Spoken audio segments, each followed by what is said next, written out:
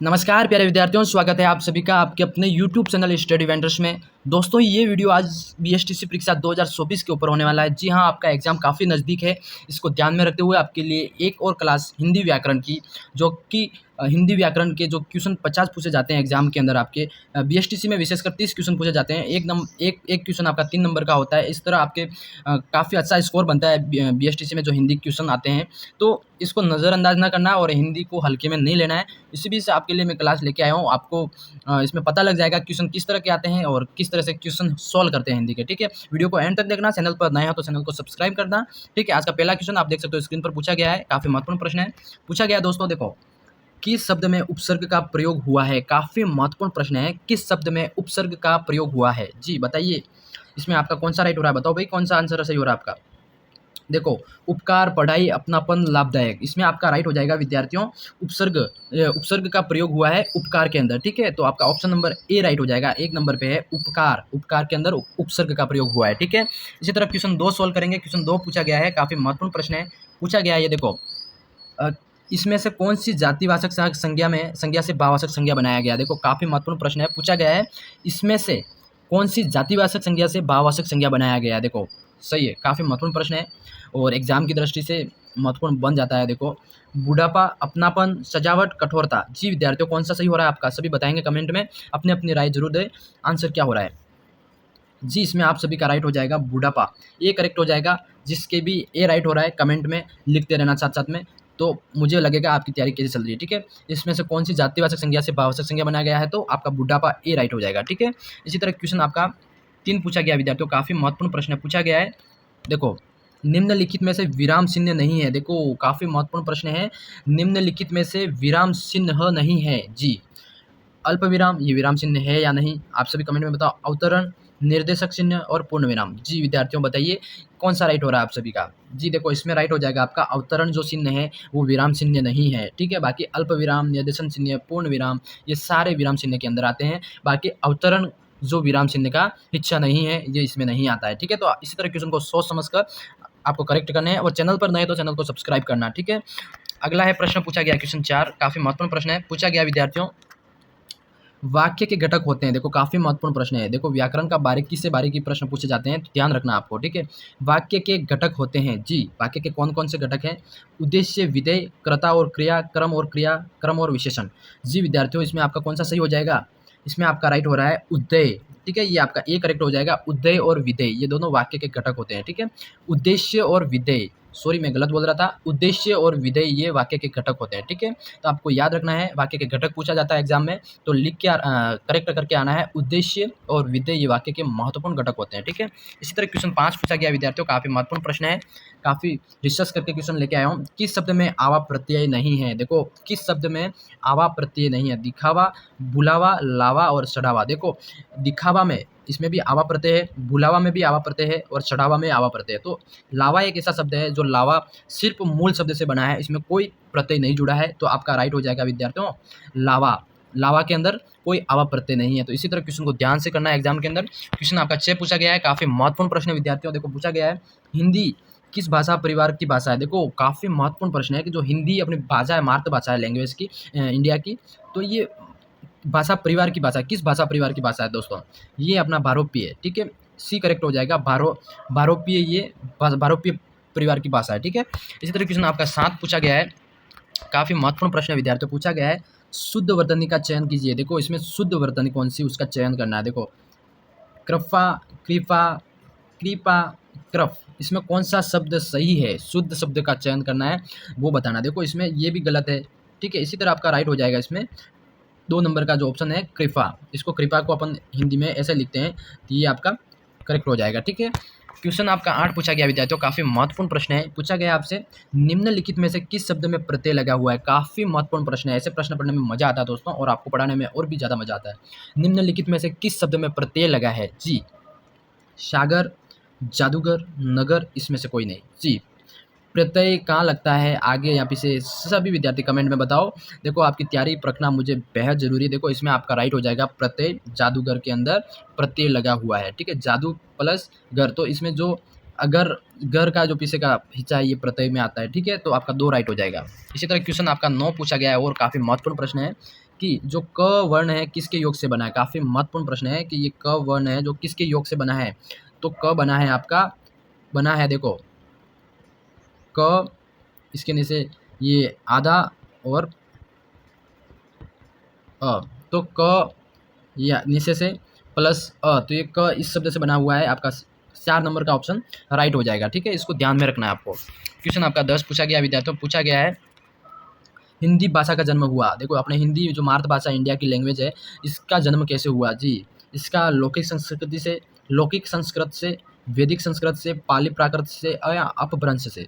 तो इसमें आपका क्या राइट हो जाएगा, अपभ्रंश राइट हो जाएगा। ठीक है, option number 4 number option right हो जाएगा, अपभ्रंश से हिंदी भाषा का जन्म हुआ। ठीक है, इसी तरह क्वेश्चन आपका 11 पूछा गया विद्यार्थियों, पूछा गया है स्पर्श व्यंजन कितने प्रकार के होते हैं। देखो स्पर्श व्यंजन, व्यंजन भी कितने प्रकार के होते हैं, अलग अलग। तो स्पर्श व्यंजन विशेषकर कितने प्रकार के होते हैं। ठीक है, तो ये स्पर्श व्यंजन आपके 25 प्रकार, मतलब 25 प्रकार के होते हैं। आपको याद रखना है स्पर्श व्यंजन 25 प्रकार के होते हैं। ठीक है, ये व्याकरण का अंदर आते हैं। अगला प्रश्न पूछा गया विद्यार्थियों, निम्न वाक्यों में से मिश्र वाक्य कौन सा। देखो आपके सामने बहुत सारे वाक्य दे रखे हैं, 4 में ऑप्शन में, इसमें से मिश्र वाक्य कौन सा वो बताना। मिश्र मतलब मिक्स, मतलब एक नहीं 2 3 वाक्य मिक्स है इसमें, तो वो कौन सा हो जाएगा। देखो सेठ जानता है कि नौकर ईमानदार है, तो एक तो सेठ जानता है पहला ऑप्शन, पहला वाक्य, और दूसरा है कि नौकर ईमानदार है। ठीक है, तो 2 वाक्य का इसमें मेल हुआ है। ठीक है, और तो पहले सेठ जानता है, दूसरा नौकर ईमानदार है, तो ये और पहला ये, तो आपका इसमें राइट हो जाएगा कौन सा, 2 नंबर का ऑप्शन, सेठ जानता है कि नौकर ईमानदार है, तो ये आपका राइट हो जाएगा। ठीक है, इसी तरह क्वेश्चन आपका 13 पूछा गया विद्यार्थियों, ये भी काफ़ी महत्वपूर्ण प्रश्न पूछा गया है आपसे कि वह कौन सा व्यक्ति जिसने जवाहरलाल नेहरू का नाम न सुना हो। वाक्य है देखो, वहाँ कौन सा व्यक्ति है जिसने जवाहरलाल नेहरू का नाम न सुना हो, ये वाक्य कौन सा बताना है। ठीक है, ये वाक्य कौन सा है वो बताना है। देखो संयुक्त वाक्य, मिश्र वाक्य, सरल वाक्य और इनमें से कोई नहीं। देखो अभी अभी अपन ने ऊपर प्रश्न पढ़ा 12 नंबर का, ये वाक्य हो जाएगा वहाँ कौन सा व्यक्ति। ये तो एक पहले प्रथम वाक्य हो गया जिसमें जवाहरलाल नेहरू का नाम ना सुना हो, तो 2 वाक्य मिल रहे हैं, तो ये हो गया आपका मिश्र वाक्य, मतलब 2 वाक्य मिले हुए हैं तो ये मिश्रित वाक्य हो गया, मिश्र वाक्य। ठीक है, आपका 2 नंबर का ऑप्शन राइट हो जाएगा। इसी तरह को ध्यान में रखते हुए प्रश्न को सोल्व करना है।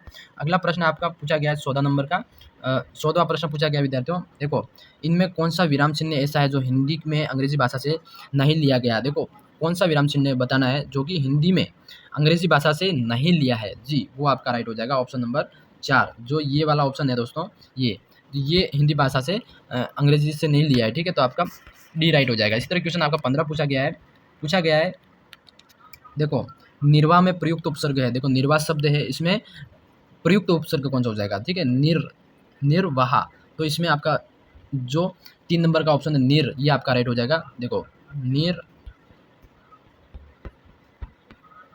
निर्वाह। ठीक है, तो ये आपका आपका उपसर्ग शब्द है। ठीक है, इसी तरह क्वेश्चन आपका 16 पूछा गया है आपसे, निम्न में से किस भाषा में प्रत्यय का प्रयोग हुआ है। देखो काफी महत्वपूर्ण प्रश्न है, भाषा नहीं सॉरी, किस शब्द में, निम्न में से किस शब्द में प्रत्यय का प्रयोग हुआ है जी। तो धन प्लस एक, धनिक में ये प्रत्यय का प्रयोग हुआ है। ठीक है, तो इसमें आपका 2 नंबर का ऑप्शन राइट हो जाएगा, धनिक, धन प्लस एक प्रत्यय हो जाएगा आपका। ठीक है, इसी तरह क्वेश्चन आपका 17 पूछा गया विद्यार्थियों, काफी महत्वपूर्ण प्रश्न है, पूछा गया है यथार्थ में कौन सी संधि है। देखो यथार्थ शब्द के अंदर कौन सी संधि है, यथार्थ में आपका हो जाएगा दीर्घ संधि। ठीक है, यथार्थ, ये यथार्थ शब्द है, इसके अंदर आपकी हो जाएगी दीर्घ संधि। ठीक है, दीर्घ संधि आपका ये राइट हो जाएगा, दीर्घ संधि है। ठीक है, यथार्थ शब्द में दीर्घ संधि हो जाएगी। ठीक है, क्वेश्चन आपका 18 पूछा गया विद्यार्थियों, काफी महत्वपूर्ण प्रश्न पूछा गया आपसे, निम्नलिखित में से तत्सम शब्द का चयन कीजिए। देखो निम्नलिखित में से जो तत्सम शब्द है जी, तत्सम शब्द है, इसका चयन करना है। तो तत्सम खेत, अजीब, उद्गम और कोट। तो खेत, अजीब और कोट ये तत्सम शब्द नहीं है, और तत्सम शब्द इसमें एक ही है, उद्गम। तो उद्गम आपका करेक्ट हो जाएगा, उद्गम के ये तत्सम शब्द में आता है। ठीक है, तो आपका सी 3 नंबर का राइट हो जाएगा। क्वेश्चन आपका 19 पूछा गया है विद्यार्थियों, काफी महत्वपूर्ण प्रश्न है, भूतकाल के कितने भेद है। देखो आपने भूतकाल के भेद पढ़े होंगे, नहीं तो मैं बता देता हूँ भूतकाल के कितने भेद है, तो भूतकाल के 6 भेद है। ठीक है, ये आपका राइट हो जाएगा। इसी तरह क्वेश्चन 20 पूछा गया विद्यार्थियों, ये भी काफी महत्वपूर्ण प्रश्न है, पूछा गया आपसे निम्नलिखित में से किस वाक्य में अकर्मक क्रिया, काफी महत्वपूर्ण प्रश्न पूछा गया है कि ऐसा कौन सा वाक्य है जिसके अंदर सकर्मक क्रिया ना हो के अकर्मक क्रिया है जी। 2 क्रिया होती है, एक सकर्मक और अकर्मक। ठीक है, तो अकर्मक क्रिया कौन से वाक्य में है। देखो अकर्मक मतलब इसमें ये हो रहा है गेहूं पीस रहा है। ठीक है, गेहूं पीस रहा है, इसमें अकर्मक क्रिया है। ठीक है, आपका 3 नंबर का ऑप्शन राइट हो जाएगा। इसी क्वेश्चन अगला पूछा गया है, क्वेश्चन 21 पूछा गया विद्यार्थियों, इनमें से कौन सी शब्द समूहवाचक संज्ञा है? देखो इनमें से कौन सा शब्द है जो समूहवाचक संज्ञा है? समूहवाचक संज्ञा हो जाएगा तो आपका सभा। सभा एक सभा सभा कैसे होती है? एक से दो व्यक्ति ज़्यादा होते हैं, एक से अधिक व्यक्ति होते हैं जो मिलके एक सभा बनती है, तो इसमें ये कौन सी संज्ञा हो जाएगी? ये समूहवाचक संज्ञा हो जाएगी, तो आपका ये राइट हो जाएगा। ठीक है, अगला 1 नंबर का आंसर राइट हो जाएगा। इसलिए अगला प्रश्न पूछा गया है क्वेश्चन 22, वाक्य के अशुद्ध भाग का चयन कीजिए। देखो वाक्य में जो अशुद्ध भाग है जी, ये 4 ऑप्शन दे रखे हैं, उसमें से कौन सा वाक्य में अशुद्ध भाग है उसका चयन करना है जी। राम के धनुष भंग करते ही दूसरे राजाओं के वक्ष पर सांप लौटने लगे, कोई त्रुटि नहीं, तो आपका कौन सा राइट हो जाएगा? देखो वक्ष पर सांप लौटने लगे मतलब ये अशुद्ध है। लौटने का मतलब लौटने लगे वापस जाना, मतलब रिटर्न चले जाना, तो लौटना नहीं हो सकता है, इसमें हो सकता है आपका लेटने लगे, मतलब वक्ष पर सांप लेटने लगे या फिर ऐसा अलग हो सकता है, पर ये लौटने लगे मतलब ये गलत है, ये अशुद्ध भाग है, तो आपका 3 नंबर का ऑप्शन करेक्ट हो जाएगा। ठीक है, क्वेश्चन आपका अगला 23 प्रश्न पूछा गया है, ये भी काफ़ी महत्वपूर्ण प्रश्न है विद्यार्थियों। पूछा गया इनमें से किस शब्द में हलंत संबंधी अशुद्धियाँ नहीं है? देखो इस कौन से शब्द में हलंत, देखो ये बारीकी से प्रश्न पूछा गया है, ये भी हलंत संबंधित अशुद्धियाँ नहीं है जी। तो बुद्धिमान में अशुद्धियाँ नहीं है, बुद्धिमान ये करेक्ट दे रखा है। हलंत संबंधी हलंत संबंधी अशुद्धियाँ नहीं है, तो बुद्धिमान में नहीं है, बाकी सचित में है, श्रीमान में है, भविष्यत में है, तो इसी तरह आपका डी राइट हो जाएगा। ठीक है, क्वेश्चन 24 पूछा गया है, काफ़ी महत्वपूर्ण प्रश्न है विद्यार्थियों, देखो ध्यान से पढ़ना।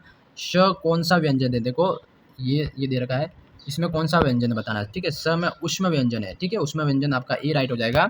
अगला प्रश्न आपका 25 एंड लास्ट आखिरी प्रश्न पूछा गया विद्यार्थियों, पूछा गया आपसे, देखो समुद्र मंथन करना का अर्थ है, समुद्र मंथन मतलब कठोर कार्य करना, कठोर परिश्रम करना, ये मुहावरे का अर्थ हो जाएगा कि समुद्र मंथन करना मतलब बहुत खतरनाक कार्य करना, कठोर परिश्रम करना, तो आपका बी नंबर का 2 नंबर का क्वेश्चन राइट हो जाएगा।